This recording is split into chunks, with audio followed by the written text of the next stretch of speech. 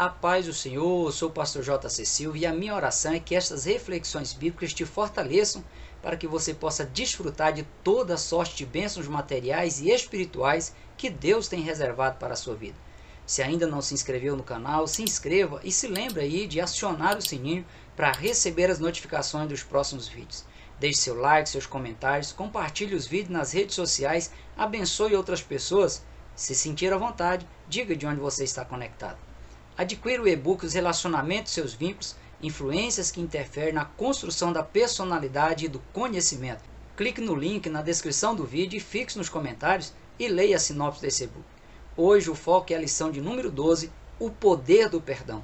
O versículo do dia é Gênesis capítulo 45, verso 15, que diz: E beijou todos os seus irmãos e chorou sobre eles, e depois seus irmãos falaram com ele. Pastor César Rosa Pereira, comentarista da lição deste trimestre, ele diz na verdade aplicada: o perdão nos liberta do passado para nos fazer lograr uma vida plena.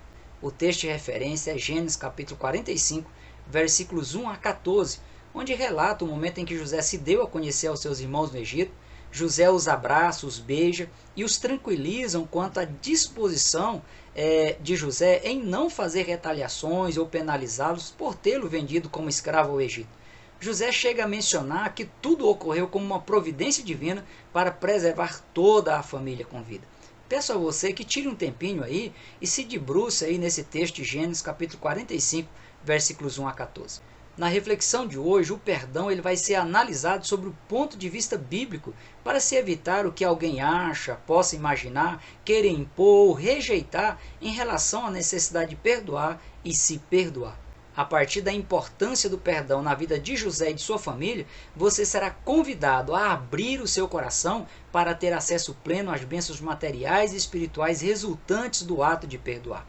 Perdão, segundo o dicionário Aurélio, é a renúncia de uma pessoa ou de uma instituição de impor as consequências punitivas que seriam justificáveis em face de uma ação de transgressão de preceitos jurídicos, religiosos, morais ou afetivos vigentes, seja em quaisquer níveis a ação tenha sido efetivada.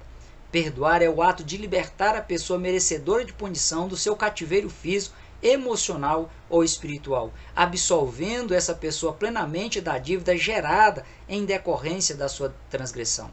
Deixar de perdoar alguém ou a si mesmo é manter a carga de ofensa sobre a pessoa que precisa de perdão, é fazer caso do que não precisa ser feito, é continuar convivendo de forma íntima, como que se casado, com o peso da culpa, é impedir que a pessoa fique livre e prossiga a vida sem o peso da culpa pessoal ou sem o peso de culpar outras pessoas.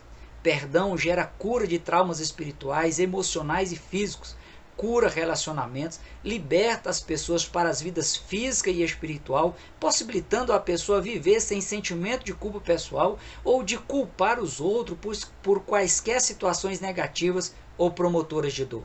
O perdão ele reduz os índices de suicídio, de depressão, de ansiedade, de agressividade, de violência, reduz as diversas síndromes e as doenças de ordem psíquica ou psicossomáticas. O perdão pode e deve ser exercido por quem foi ofendido, por quem teve prejuízo material, físico, emocional ou até mesmo espiritual. Mas também deve ser exercido pela própria pessoa que ofendeu, que provocou o prejuízo ou que gerou traumas em terceiros ou em si mesmo. Não basta a pessoa ter liberado o perdão para si, se ela não se perdoar pelo que ela denomina de um fracasso pessoal imperdoável. O ato de perdoar não significa que a pessoa esqueceu ou que ela vai esquecer tudo, mas que ela, ao relembrar os fatos, deixe de se sentir ferida ou de sentir a dor emocional. O exercício do perdão é um grande aprendizado para se evitar futuras violações ou até mesmo para gerar motivações quanto à necessidade de se empreender ações de unidade e crescimento sustentável. No Antigo Testamento, o termo perdão dá a ideia de aliviar a pessoa da carga que carrega por suas ofensas.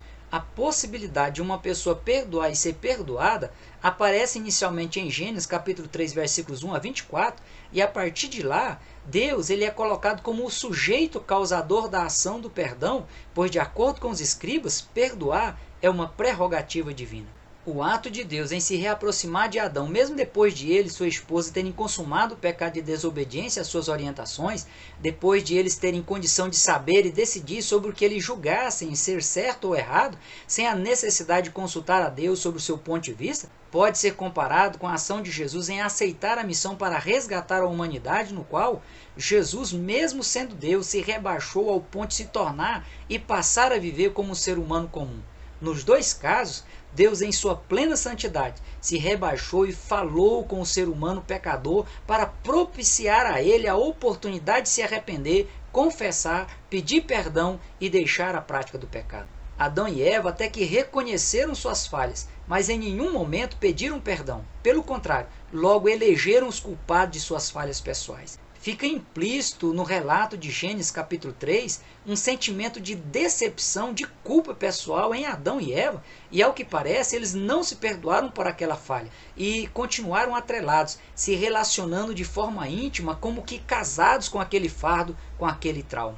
Somente Deus é capaz de perdoar de forma plena, mas ao capacitar o ser humano com livre-arbítrio, Deus o condicionou a liberar o perdão aos seus ofensores e a se perdoar.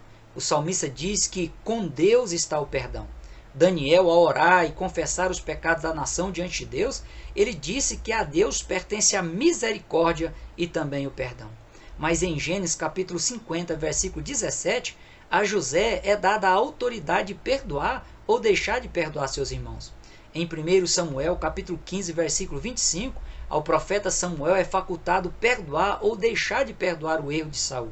Em 1 Samuel, capítulo 25, versículo 28, Davi ele é colocado na posição de perdoar ou deixar de perdoar a Nabal. Com esses e tantos outros exemplos bíblicos, cai por terra o argumento, ainda que aparentemente bonito e muito usado por pessoas que, no fundo, não querem perdoar seus ofensores e que dizem que tem que se pedir perdão é para Deus. O pedido de perdão deve ser dirigido a quem foi ofendido, seja a terceiros, seja a si mesmo ou ao próprio Deus. O conceito de perdão ele foi ampliado por Jesus no Novo Testamento e posteriormente pelos seus apóstolos que exortaram os cristãos a perdoar uns aos outros. No Novo Testamento, o termo grego aphes, utilizado para o termo perdoar em Mateus capítulo 6, versículo 12, tem origem no termo grego afieme e significa despedir, não fazer caso, divorciar, deixar ir embora sem guardar ressentimento. No Sermão do Monte, onde Jesus tratou sobre o assunto, o perdão é mencionado como parte integrante e indispensável do código de ética do reino de Deus. Jesus reforça que o perdão pertence a Deus, mas que para a pessoa usufruir, desfrutar, se beneficiar do perdão divino, primeiro ela precisa perdoar os seus ofensores, sejam eles quem forem.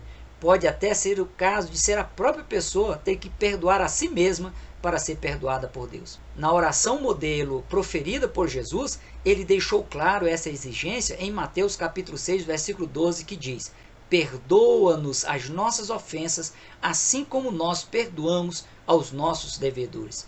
Primeiro a pessoa perdoa, depois ela é perdoada.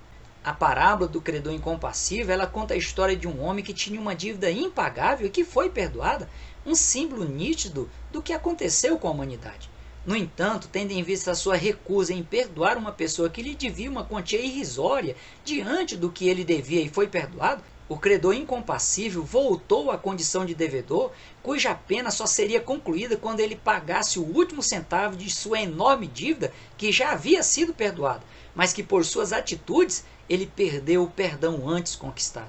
Escrevendo aos Colossenses, Paulo orienta a cada cristão a eliminar os riscos de ocorrer novamente o que ocorreu com o credor incompassível. Em Colossenses capítulo 3, versículos 12 e 13 diz: revesti-vos, pois, como eleitos de Deus, santos e amados, de entranhas de misericórdia, de benignidade, humildade, mansidão, longanimidade, suportando-vos uns aos outros e perdoando-vos uns aos outros, se algum tiver queixa contra o outro. Assim como Cristo vos perdoou, assim fazei vós também. Quando a pessoa ela aceita Jesus, confessa os seus pecados e os deixa, a pessoa recebe o perdão divino.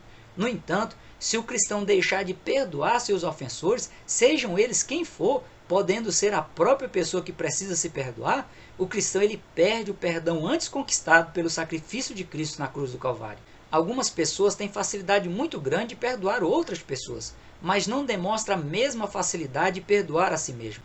Essa questão precisa ser colocada diante de Deus em oração para que Ele dê a força necessária para o auto-perdão, para a pessoa se perdoar por possível falha que eventualmente possa ter provocado traumas que a aprisionam em suas emoções. Deixar de perdoar é sinal de ingratidão pelo que Deus já fez em favor da humanidade. É sinal de ingratidão às pessoas, pois mesmo que alguém ofenda, que provoca dores, essa pessoa também já fez ou poderá fazer algo bom. Também é sinal de ingratidão à própria pessoa, pois mesmo que a pessoa venha a falhar e adquira traumas emocionais, cada pessoa precisa ver em si mesma suas características boas e que por elas, muita coisa boa a pessoa já praticou na vida e ainda vai praticar. Para William Shakespeare, guardar ressentimento é como tomar veneno e esperar que a outra pessoa morra. Percebe-se pela história de vida de José que sua escolha em perdoar seus ofensores, ela foi muito sábia. José ele tirou de cima de si a carga das ofensas que sofreu e além de liberar seus ofensores a prosseguirem a vida, José deixou de conviver de forma íntima com os problemas, se divorciou deles e deu sequência na sua própria vida com a alma livre, leve e solta para alimentar os sonhos de Deus para ele, com as forças renovadas e ainda muito mais resiliente após superar todas as situações de extremas aflições que ele passou. As ofensas que mais provocam dores e traumas emocionais mais intensos são aquelas com origem no ambiente familiar, em pessoas de confiança, de convívio íntimo, que conhece os pontos fracos do outro e se aproveita deles para ferir, para menorizar, para desprezar e provocar prejuízos materiais, físicos, emocionais e até espirituais. Quando as traições, as ofensas vêm de pessoas desconhecidas ou de pessoas de pouco convívio, às vezes são aceitáveis e até compreensíveis. Perdoar pessoas da família, do círculo íntimo, pode ser tão difícil quanto perdoar a si próprio. Para ter forças e prosseguir em buscar os propósitos de Deus para a sua vida, José não guardou rancor, mágoa, ressentimento, desejo de vingança e nem alimentou a sensação da impossibilidade de viver um futuro melhor. Após abraçar e beijar seus irmãos de forma muito afetuosa, José disse a eles: Agora, pois, não vos entristeçais, nem vos pese aos vossos olhos por me haverdes vendido para cá, porque para a conservação da vida, Deus me enviou diante da vossa face. Porque já houve 2 anos de fome no meio da terra, e ainda restam 5 anos em que não haverá lavoura nem cega. Pelo que Deus me enviou diante da vossa face, para conservar a vossa sucessão na terra, e para guardar-vos em vida por um grande livramento. Após a morte de Jacó, diante do receio dos irmãos de José quanto à possível retaliação ou vingança por parte dele, José lhes disse: Não temais, porque porventura estou eu em lugar de Deus? Vós bem intentastes mal contra mim, porém Deus o tornou em bem, para fazer como se vê nesse dia, para conservar em vida a um povo grande. Agora, pois, não temais, eu vos sustentarei a vós e a vossos meninos. Assim os consolou e falou segundo o coração deles. O pastor César Roser Pereira, ele lembra que infelizmente muitas pessoas têm vivenciado abusos, maus tratos, traições no ambiente familiar e como consequência vivem sob a pressão de traumas, medos e angústias. Essas pessoas precisam liberar perdão e se perdoarem, e isso só é possível mediante a fé de que Deus conhece a sua dor pessoal e pode sarar suas feridas, aliviar a sua dor. Se for o seu caso, exercite a sua fé em oração intercessória por você mesmo e peça que o Senhor te fortaleça para liberar o tão necessário perdão e você se ver livre desse fardo. Lembre-se do caso de Adão e Eva, mesmo antes de eles reconhecerem suas falhas, de terem a oportunidade de pedirem perdão a Deus, Deus os permitiu estar em sua presença para conversar com ele. O mesmo ato Jesus repete em relação a quem precisar de perdão. E em Mateus capítulo 11, versículo 28 a 30, ele diz: Vinde a mim, todos que estáis cansados e oprimidos, e eu vos aliviarei. Tomai sobre vós o meu jugo, aprendei de mim que sou manso e humilde de coração, e encontrareis descanso para a vossa alma, porque o meu jugo é suave e o meu fardo é leve. No caso das ofensas provocadas pela esposa infiel de Potifar, que causaram em José marcas profundas na sua moral e também em suas emoções, tendo em vista a calúnia de assédio sexual que lhe privou da liberdade, o perdão de José ele é subentendido pelo seu comportamento e por suas ações após a sua ascensão ao cargo de governador do Egito. Em momento algum, José remoe o passado ou busca empreender ações para prejudicar aquela mulher ou mesmo para fazer justiça quanto ao comportamento injusto daquela mulher. José se livrou também daquele peso, daquela questão injusta que sofreu. Querer fazer justiça com as próprias mãos ou alimentar o ódio e o rancor é pura perca de tempo, já que, em geral, tornam as coisas ainda piores. Problemas pequenos se tornam grandes, situações plenamente reversíveis se tornam irreversíveis. Em Romanos, capítulo 12, versículo 19 a 21, Paulo instrui: Não vos vingueis a vós mesmos, amados, mas dai lugar à ira, porque está escrito: Minha é a vingança, eu recompensarei, diz o Senhor. Portanto, se o teu inimigo tiver fome, dai-lhe de comer, se tiver sede, dai-lhe de beber, porque fazendo isto, amontoarás brasa de fogo sobre a sua cabeça. Não te deixes vencer do mal, mas vença o mal com o bem. Em Lucas capítulo 6, versículos 31 a 36, Jesus diz: Como vós quereis que os homens vos façam, da mesma maneira fazei-lhes vós também. E se amardes aos que vos amam, que recompensa tereis? Também os pecadores amam aos que os amam. E se fizerdes bem ao que vos fazem bem, que recompensa tereis? Também os pecadores fazem o mesmo. E se emprestardes àqueles de quem esperais tornar a receber, que recompensa tereis? Também os pecadores emprestam aos pecadores para tornarem a receber outro tanto. Amai, pois, a vossos inimigos, e fazei o bem, e emprestai sem nada esperardes, e será grande o vosso galardão, e sereis filhos do Altíssimo, porque ele é benigno até para com os ingratos e maus. Sede, pois, misericordiosos, como também vosso Pai é misericordioso. Ganhe tempo na vida ao refletir seriamente sobre essa questão, pois o perdão, ele libera bênçãos de Deus para a sua vida. E eu tenho convicção de que você quer e precisa ser abençoado, ser abençoada. A importância do perdão precisa ser revista e a sua prática retomada urgentemente, em primeiro lugar, pelos próprios cristãos que devem se tornar o exemplo, para depois o perdão ser exercitado também pelos não cristãos. Como bem disse certo pensador, a palavra influencia, mas o exemplo arrasta. Deus já fez a sua parte ao dar a oportunidade de reconciliação à humanidade para com Ele por meio do sacrifício de Jesus, e cada cristão precisa desprender do orgulho, da omissão e da inibição e liberar perdão aos seus ofensores. Para o pastor César Roser Pereira, o perdão levou a José a prosperar na terra da sua aflição, pois com o passado resolvido, ele pôde enxergar as possibilidades futuras. Ao liberar o perdão aos seus ofensores, José atraiu a bênção de Deus sobre sua vida, se tornou bênção de Deus para as pessoas à sua volta e ao mundo de sua época. A partir do exemplo da vida de José, a começar dos próprios irmãos e de seus familiares, muitas pessoas foram motivadas a repensar suas atitudes, a perdoar seus ofensores e a perdoar a si mesmos. Agora, não bastava José perdoar seus irmãos, eles precisavam se perdoar pela traição, pelo ódio contra José e pela mentira alimentada diante de Jacó para terem condição de prosperarem na terra do Egito. O reflexo da ação de Deus na vida de José, devido ao perdão liberado aos seus ofensores, sem a necessidade de eles lhe pedirem perdão, foi visível em todos os lugares que José passou, inclusive na prisão, onde Deus o usou para interpretar sonhos, para administrar o presídio, mesmo sendo ele um dos internos, e para liderar os demais presos de forma justa, responsável e igualitária. José gerou sobrevidas física e espiritual ao exercitar a prática do perdão, um exemplo a ser seguido pela geração da hipermodernidade.